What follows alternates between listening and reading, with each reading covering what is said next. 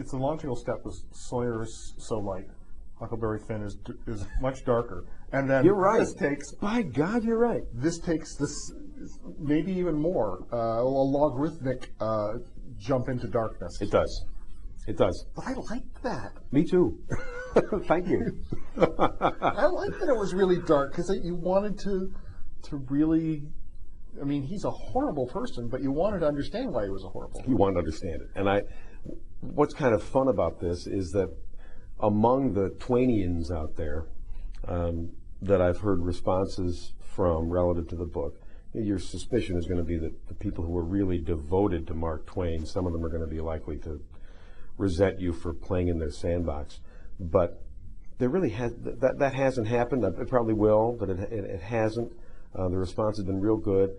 And what's interesting is that a number of people, or basically most of them, all of them, have not complained in any way about my depiction of Pap Finn as a brute, a monster, an alcoholic, and one of the most evil characters yet to stalk off the page. And the reason is that's true to Twain's vision of him. I mean, we didn't see him murder and flay his victims, and victim is really the wrong word because it sounds like Hannibal Lecter or something. But we didn't see him as a murderer or as someone who would commit the kind of really awful violations that he does in this book in Huck Finn.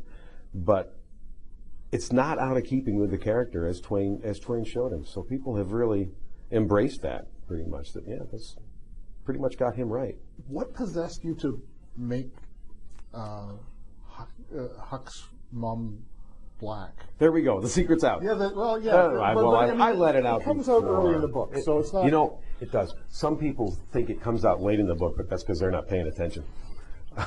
Yeah, it's like it's right there. Yeah, it's right there. It's no big surprise.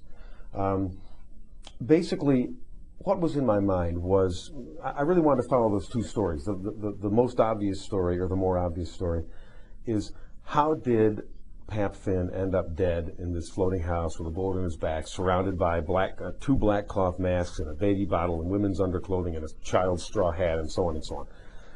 I wanted to get to the bottom of that, what Mark Twain meant by that. But in parallel to that, I wanted to get to the bottom of how he got to be the monster that he was. And that's a different story. And for me, that involved, going back a generation to Pap's childhood and to Pap's father, this being pretty much a novel about fathers and sons. And it also involved my trying to understand the biggest and deepest of his problems, I think, beyond the brutality, beyond the alcoholism, which is the bigotry.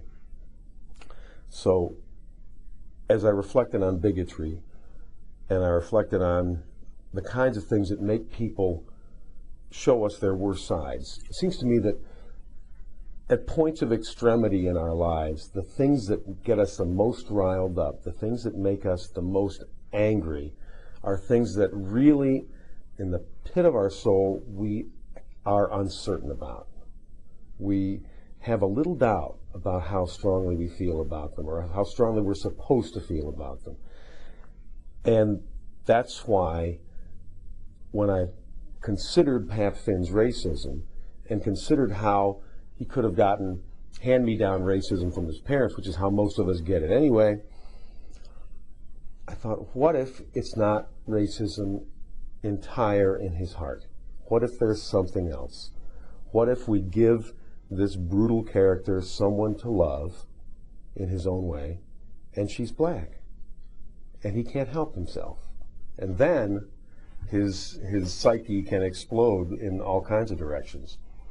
And with that, all of a sudden, Huck became biracial by definition, which posed some interesting kind of narrative problems for me to make sure that I stayed true to his character in Huckleberry Finn, who at least perceives himself as a white child, which I kind of had to work out toward the end of the book and make sure everything got cleaned up on that front. But he knows an awful lot of he does of black stuff. He does. He is so intimate in the Adventures of Huckleberry Finn with black culture. Mm-hmm. He grew up around black people.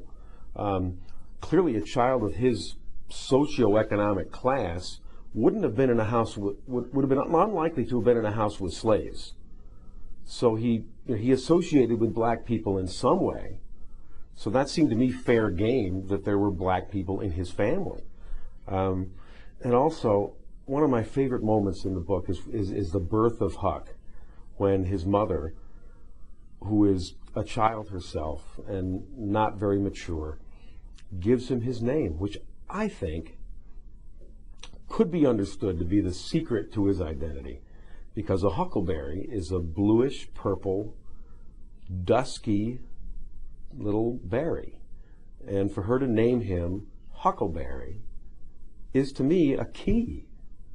And whether it's a key that unlocks something Twain meant, something Twain subconsciously believed, something Twain buried and hoped that we find, I don't know.